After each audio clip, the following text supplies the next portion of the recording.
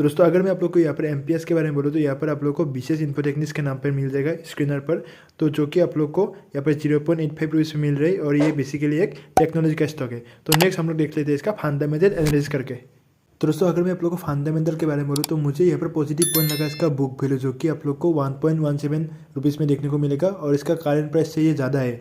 इससे हम लोग को मालूम चलता है कि ये थोड़ा सा अभी अंडर वैल्यूड में है। पर दोस्तों इसका जो निगेटिव पॉइंट मुझे लगा तो ज़्यादा से ज़्यादा निगेटिव पॉइंट है यहाँ पर, जैसे कि आप लोग को यहाँ पर देखने को मिलेगा कि इसका जो आरओसी और आरओई वो दोनों ही निगेटिव में है, तो एक बहुत ही बड़ा निगेटिव पॉइंट है। और साथ ही अगर मैं आप लोग को और एक निगेटिव पॉइंट बोलूँ जो कि ईपीएस इसका वो भी निगेटिव पे है। तो ये तीनों दोस्तों मुझे एक बहुत बड़ा निगेटिव पॉइंट लगा। और बाकी अगर मैं आप लोग को डेप्थ और लाइब्रेरीज के बारे में बोलूँ तो ये इतना भी निगेटिव पॉइंट नहीं है, क्योंकि इसका जो मार्केट कैप वो उससे कम है। तो दोस्तों फंडामेंटल में अगर मैं आप लोग को बोलूँ तो ये मुझे थोड़ा सा वीक लगा। तो दोस्तों अगर मैं आप लोग को रिटर्न के बेसिस से बोलूँ तो मुझे ये इतना परफेक्ट नहीं लगा, क्योंकि इसका जो लॉन्ग टर्म का रिटर्न वो कम है as compare to short term और मिड टर्म, जो कि मुझे एक थोड़ा सा निगेटिव पॉइंट की तरफ ले जाता है। तो अभी आप लोग को फ्रेश बाय कब करना है और साथ ही जो ऑलरेडी ज़्यादा प्राइस में खरीदे हुए हैं तो आप लोग को अभी क्या करना है, तो मैं आप लोग को सारा बात बोल दूंगा, तो इसलिए आप लोग वीडियो को लास्ट तक देखिए।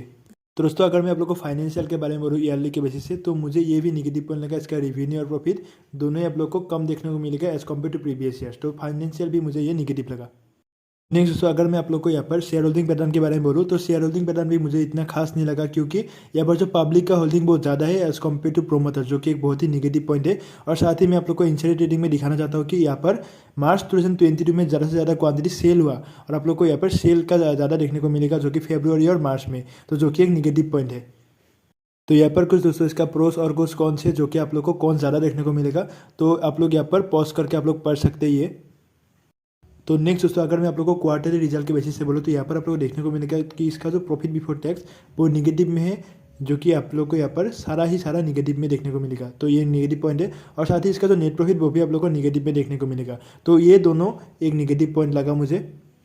तो नेक्स्ट दोस्तों अगर मैं आप लोग को यहाँ पर बैलेंस शीट के बेसिस से बोलूँ तो बैलेंस शीट में इंपॉर्टेंट होता है रिजर्व्स और बोरोइंग्स। तो रिजर्व्स बढ़ता रहना चाहिए और बोरोइंग्स कम होना चाहिए। तो यहाँ पर आप लोग देखने को मिलेगा कि जो रिजर्व्स है वो कम हो रहे और जो बोरोइंग्स है वो बढ़ रहे, जो कि एक निगेटिव पॉइंट की तरफ ले जाता है। और ये एक आप लोग को बताता है कि ये इतना जल्दी फंडामेंटली स्ट्रॉन्ग नहीं होने वाला, तो इसको फ्यूचर में आप लोग को कहाँ तक जा सकते हैं, तो इसके बारे में मैं आप लोग को यहाँ पर बोल दूंगा। तो इसलिए आप लोग वीडियो को लास्ट तक देखिए। तो नेक्स्ट दोस्तों last but not the least, तो यहाँ पर आप लोगों को कैश फ्लो भी निगेटिव में देखने को मिलेगा। तो ये अगर मैं आप लोगों को बोलूँ ओवरऑल तो ये मुझे इतना स्ट्रॉन्ग नहीं लगा ये स्टॉक। तो दोस्तों अभी अगर मैं आप लोग को बोलूँ कि जो नया इन्वेस्टर है तो आप लोग को अभी क्या करना चाहिए, तो दोस्तों देखिए आप लोग को ऐसी स्टॉक से आप लोग को दूर रहना चाहिए, क्योंकि ये जो स्टॉक है वो आप लोग को कभी भी लॉस दे सकता है अगर आप लोग एंट्री लेंगे, क्योंकि इसका जो रिटर्न वो मैंने आप लोग को ऑलरेडी बोल दिया कि ये कभी भी लॉन्ग टर्म में नीचे जा सकते हैं और ये फ्यूचर का स्टॉक मुझे नहीं दिख रहा है। तो इसलिए जो नया बायर्स है तो मैं आप लोग को डेफिनेटली ये खरीदने के लिए मैं आप लोग को नहीं बोलूँगा।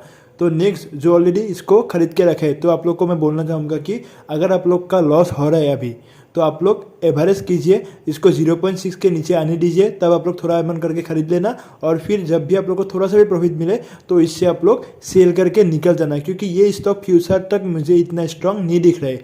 तो इसलिए दोस्तों ऐसे स्टॉक से हम लोग को दूर रहना चाहिए। तो दोस्तों ऐसे अगर आप लोग को वीडियो चाहिए कि कौन सा स्टॉक आप लोग को एंट्री लेना चाहिए नहीं चाहिए, तो मेरे चैनल पर आप लोग को ये मिल जाएगा। तो इसलिए मेरे चैनल को सब्सक्राइब कीजिए और साथ ही इस वीडियो को लाइक करके मुझे मोटिवेट कीजिए। तो थैंक यू दोस्तों, फिर मिलते हैं नेक्स्ट वीडियो पर।